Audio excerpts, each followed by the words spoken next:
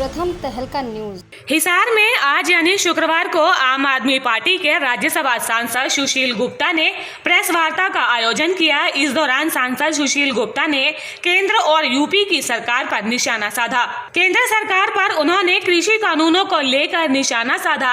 कृषि कानूनों को किसान के लिए मौत का फरमान तक बता दिया। उन्होंने कहा कि ये तीनों काले कानून अलोकतांत्रिक और असंवैधानिक तरीके से बनाए गए हैं। भाजपा अपने उद्योगपति मित्रों को फायदा पहुंचाने के लिए ये 3 कानून लेकर आई है। ये जो 3 काले कानून बने हैं असंवैधानिक तरीके से बने हैं। राज्यसभा के अंदर सांसदों ने वोट की डिमांड की। वोट की डिमांड के बावजूद भी इस पे मत विभाजन नहीं करा गया। पूरी धक्केशाही से बने। मैं कहता हूँ ये जो कानून बने किसान की मौत की फरमान पे साइन किए हैं सरकार ने।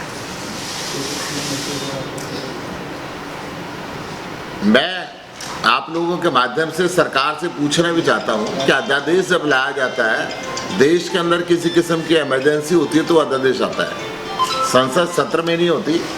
और ऐसा कि बड़ा भारी नुकसान हो जाएगा उसके लिए अध्यादेश लाया जाता है। ये 3 अध्यादेश लाने की क्या जरूरत थी?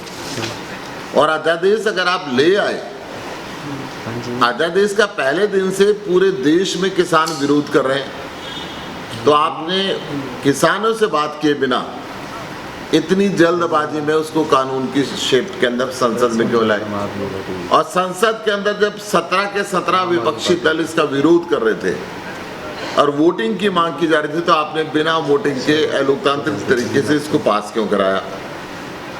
देश के किसानों से इस पर राय मशवरा आपने ली नहीं, देश के सांसदों से आपने इसके अंदर पूछा नहीं, और सरकार ने जबरदस्ती सभी मर्यादाओं के त्याग पे रख के दावनी मत से इसको पारित कर दिया। यूपी के हाथरस में दुष्कर्म के मामले को लेकर सांसद सुशील गुप्ता ने यूपी की सरकार को घेरा। उन्होंने कहा कि प्रदेश में जंगल राज लागू हो चुका है। हाथरस में पहले एक बच्ची का चीरहरण किया गया और फिर बाद में रात को उसका अंतिम संस्कार करके कानून व्यवस्था का भी चीरहरण कर दिया गया।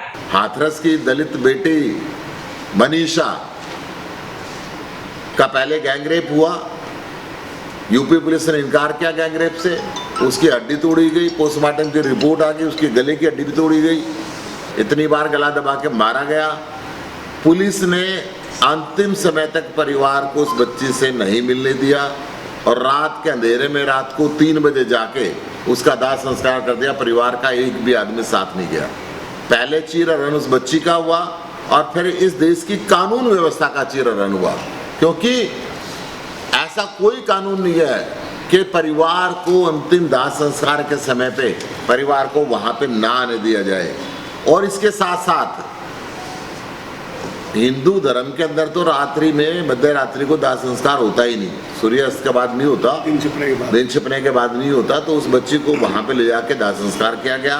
उसकी हम निंदा करते हैं। और अभी उसकी राख ठंडे नहीं हुई थी, बुलंदशहर से एक 14 वर्ष की बच्ची को दबंग आके घर से उठा ले गए और उसके साथ गैंगरेप किया। आम आदमी पार्टी के राज्यसभा सांसद सुशील गुप्ता आज यानी शुक्रवार को हिसार में थे, जहां उन्होंने भाजपा की सरकार को निशाने पर लिया। प्रथम तहलका के लिए हिसार से परवीन कुमार की रिपोर्ट।